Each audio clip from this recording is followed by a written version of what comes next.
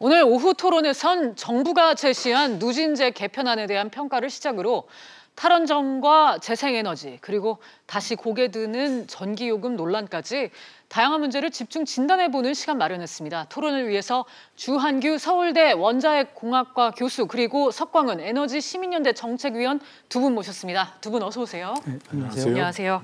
네, 그러면은 먼저 지난해 폭염 이후에 누진제가 완화 그리고 폐지에 대한 요구의 목소리가 거세졌습니다.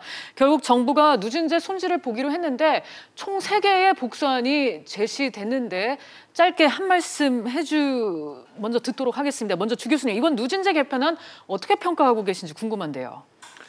예, 이번 누진제 개편은 이제 여름에 에어컨을 많이 써야 될 일부 세대들, 특별히 뭐 애를 키우는 젊은 부부들 혹은 뭐 노인들이 많은 그런 가정들에게는 굉장히 이제 유리한 좋은 그런 개편안인데 전체 국민으로 보면은 꼭 좋다고는 얘기할 수가 없을 것 같습니다. 왜냐하면 결국 이게 전기료 인상으로 이어질 수 있기 때문에요. 네. 석 위원님께서는 어떻게 평가하시는지 궁금한데요. 네, 사실 그 누진제 문제는 이제 이전 정부부터 계속 매년 여름철을 앞두고 네. 임시 할인 방식으로 이제 몇 차례 있어 왔는데요. 이렇게 자꾸 이렇게 여름을 앞두고 이렇게 조금 임시적으로 하는 조치는 가급적 좀 자제를 할 필요가 있고, 근본적으로 누진제 문제에 대해서 좀 구조적으로 해결할 수 있는 그런 방안들을 좀 만들어야 되지 않겠는가 이렇게 생각이 됩니다. 네. 자, 먼저 그러면은 주 교수님, 이 전기요금 누진제 이게 지금 완화될 필요는 있습니까? 제 생각에는 이미 2016년에 3단계로 완화한 게 충분할 것이다 이렇게 봅니다. 네. 네.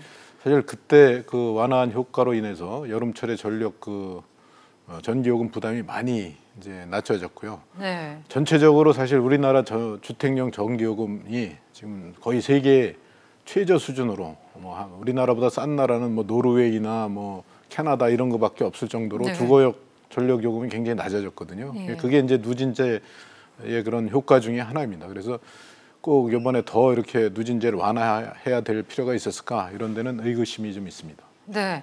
그렇다면 석 위원님, 이번에 누진제 개편에 따라서 혹시 예상되는 부작용 같은 게 있을까요? 글쎄요, 아직 그 3가지 안 중에서 아직 결정된 거는 없는데요. 네. 그 중에서 지금 제일 우려되는 게 첫 번째 안이 이제 임시로 이제 여름철에만 추가적으로 할인을 네. 전체 소비자들에 대해서 할인을 하는 게 결정이 될까 좀 우려스럽긴 합니다. 왜냐하면 그렇게 되면은 누진제라는 게 사실 여름철 냉방 전력 수요를 억제하기 위해서 사실 만든 안인데 그거를 여름철을 앞두고 매번 이런 식으로 할인을 하게 되면은 그 존재의 이유가 없어지게 되거든요. 그러네요. 누진제의 취지에 어긋나는 거네요. 네. 그래서 뭐 저도 주 교수님께서 지적하셨던 것처럼 지금 3단계까지 완화를 했으면 사실 상당 부분 완화를 한 건데 네. 좀 너무 많은 걸 고치려고 하기보다는 조금 문제가 되는 부분들을 정비하는 측으로 가야 될 것 같습니다. 근데 특히 제일 문제가 지금 1단계인데요. 네. 3단계 소비자 같은 경우 아무리 비싸다고 하지만 지금 킬로와트아워당 뭐 270원 뭐 이 정도 가격은 사실 유럽이나 일본의 평균 전기요금에 해당됩니다. 그래서 그렇게 세계적으로 봤을 때 비싼 건 아니에요. 문제는 이제 1단계의 문제인데요. 왜냐하면 1인 가구가 굉장히 많이 늘어나면서 저소득층이 아님에도 불구하고 뭐 심지어는 한전 사장조차도 오피스텔에 이제 주거를 하고 계신데 한전 사장조차도 지금 할인을 받고 있는 상황입니다. 그래서 특히 이제 그래서 1단계 소비자들에서 좀 정말 저소득층 가구와 이런 일반인들 거를 좀 구분을 해서 저소득 뭐랄까요, 이제 전체 전기요금은 좀 시장 가격에 좀 맞추고 저소득층에 대해서는 에너지 바우처라든가 뭐 이런 방식으로 좀 다른 방식으로 이렇게 해결하는 것이 바람직하지 않겠는가 생각이 듭니다. 자, 그러니까 이 정말 저소득층에게 혜택을 줄 수 있는 방법을 좀 정교하게 해야 되지 않을까 하는 말씀을 해주셨는데, 누진제를 개편하는 게 어디까지나 전기요금 부담을 줄이고자 하는 목적입니다. 이 요금이 그런데 오히려 오를 수도 있다, 이런 분석도 나오고 있거든요. 위원님, 이런 분석이 맞긴 합니까?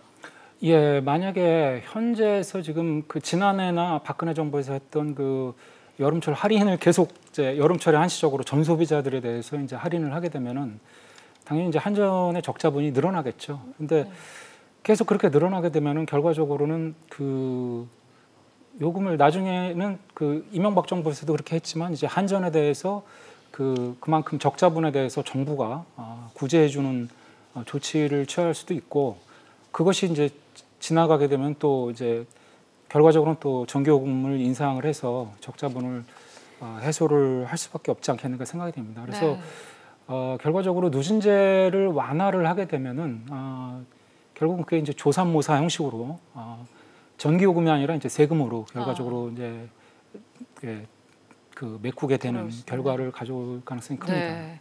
지금 뭐 적자 얘기해 주셨는데 누진제 개편에 따라서 지금 확실하게 문제로 거론되는 게 한전의 수익 구조입니다.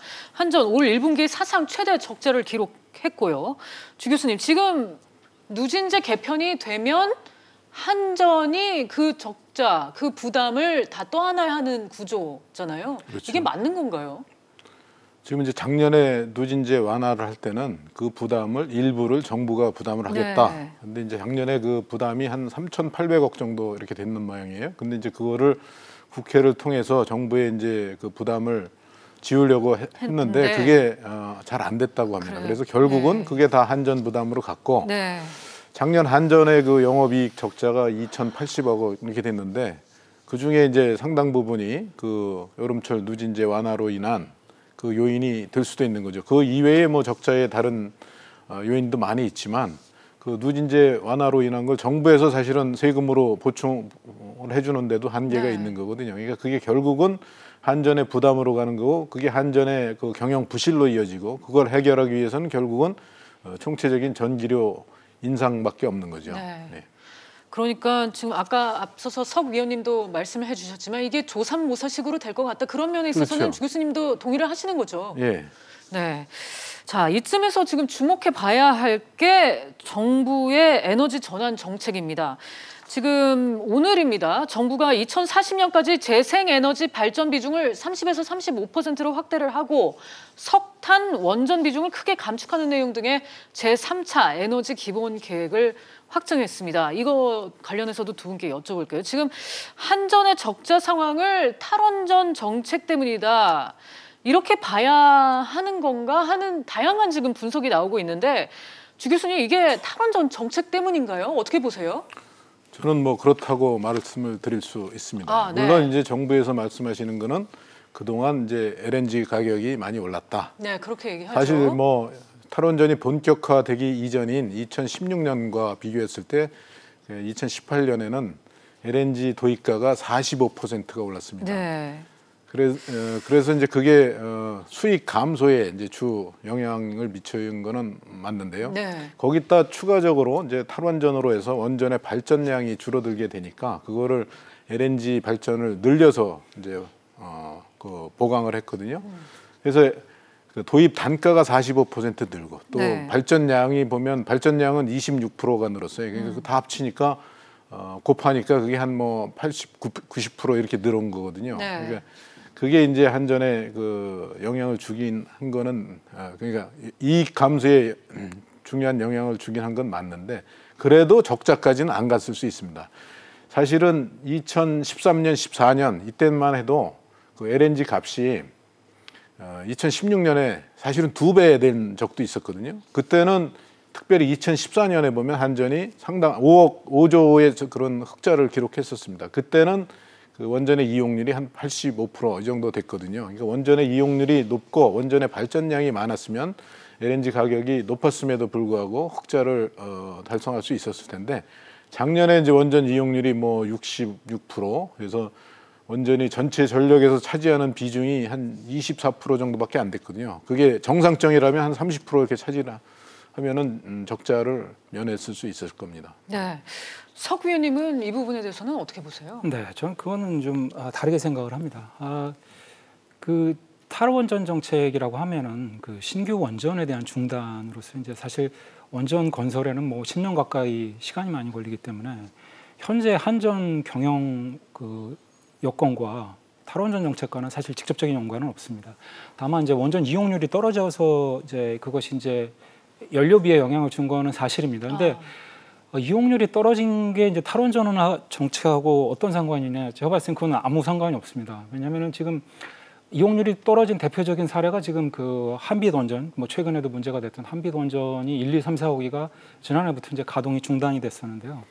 이 가동이 중단된 게 탈원전 때문에 가동이 중단됐다기보다는 안전성에 있어서 이제 이 원전에 사고가 났을 때 방사능의 노출을 막아주는 이 경납 그 건물의 여러 가지 이제 부실 시공이라든가 이런 문제가 있어서 결과적으로 다 그거를 정지시키고 정비를 하는 시간이 많이 걸렸습니다. 그래서 안전 규제상 불가피한 조치고 이건 우리나라만이 아니라 미국도 지난 20년 동안 거의 똑같은 경험을 했던 상황입니다. 그래서 탈원전과 이 안전 문제는 별개의 문제고 안전 규제조차도 탈원전 때문에 안전 규제를 강화한 거다라고 이제 그 공격을 하게 되면은 엄격해야 될 안전 규제 기관이 자칫하면 좀 잘못된 판단을 할 수가 있습니다. 이 안전 문제에서는 결코 타협을 해서는 안 되는 사안들이 있는데 그래서 이제 그런 부분들에 대해서는 좀 특히 이제 규제의 건전성을 좀 유지시키기 위해서라도 이 탈원전과 안전 문제를 좀 자꾸 이렇게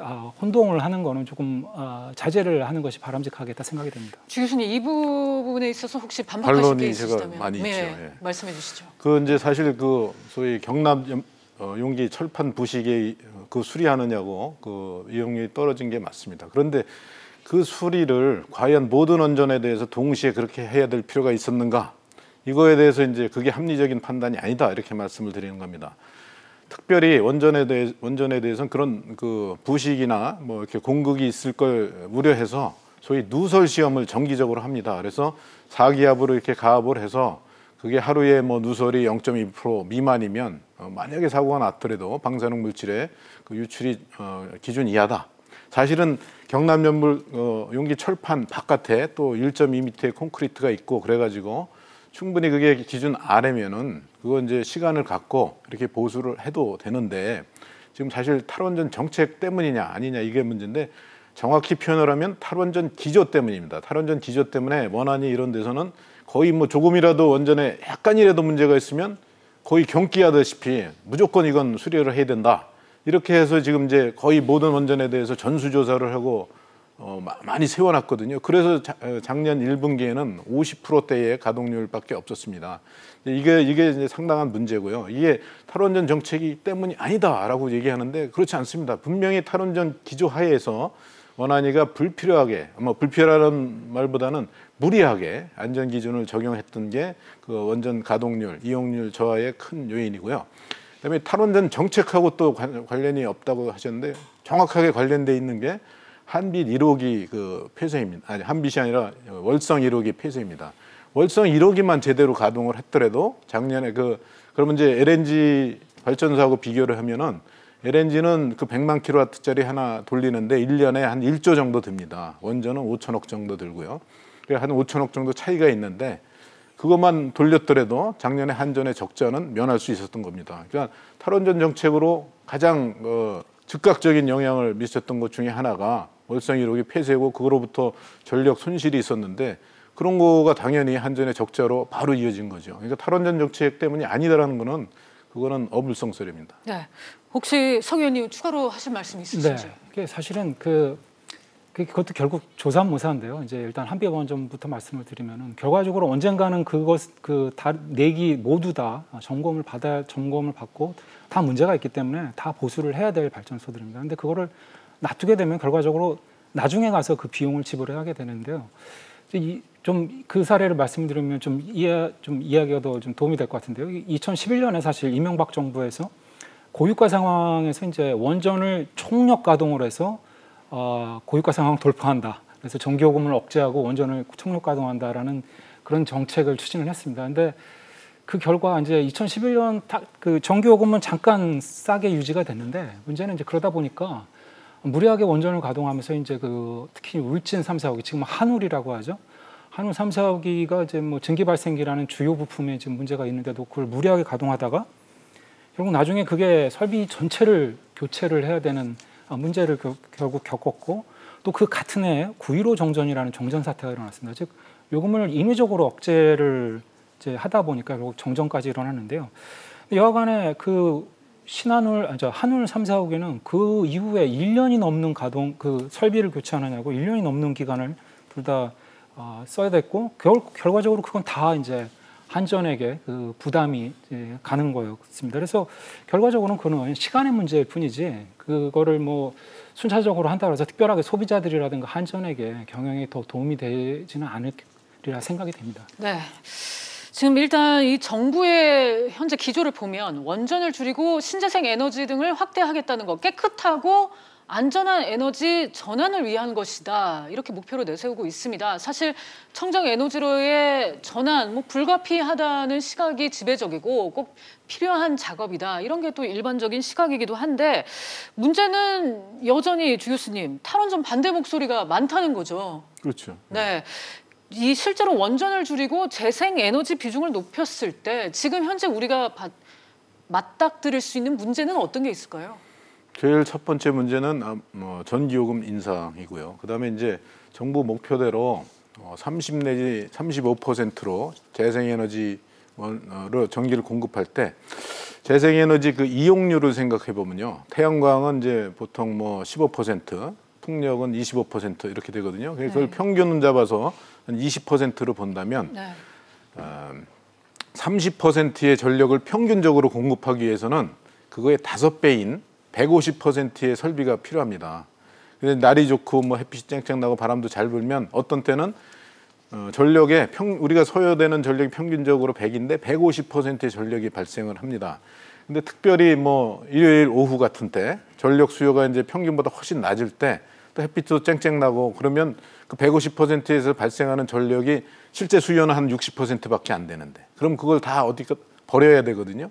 그럼 이제 그걸 어떻게 버리느냐 이런 것도 문제가 될 거고 그러니까 굉장히 그 효율에 문제가 있고 이제 그런 걸 해결하기 위해서는 결국 이제 할 수 있는 거는 그 소위 ESS 전력 에너지 저장 장치를 이제 활용하면 되는데 그러면 이제 남는 전력을 ESS에다 저장했다가 이제 나중에 필요할 때 쓰면 되는데 문제는 그 비용입니다. 지금도 ESS 없이 하더라도 지금 태양광이나 풍력이 한 180원 정도 킬로와트아워당 그래서 원전의 한 3배 정도 되는데 ESS까지 그 안정적으로 그 시스템을 갖추기 위해서 ES까지 갖추게 되면은 그것이 한 200원 훨씬 넘게 한 4배 정도 이렇게 갈 수밖에 없습니다. 그것은 결국 이제 소비자에 대한 부담으로 이어지고 그다음에 ESS가 없을 때는 전력망의 그 안정성에 또 심대한 영향을 미치게 되고 그다음에 또 하나 얘기할 수 있는 거는 그 이제 환경 파괴입니다. 사실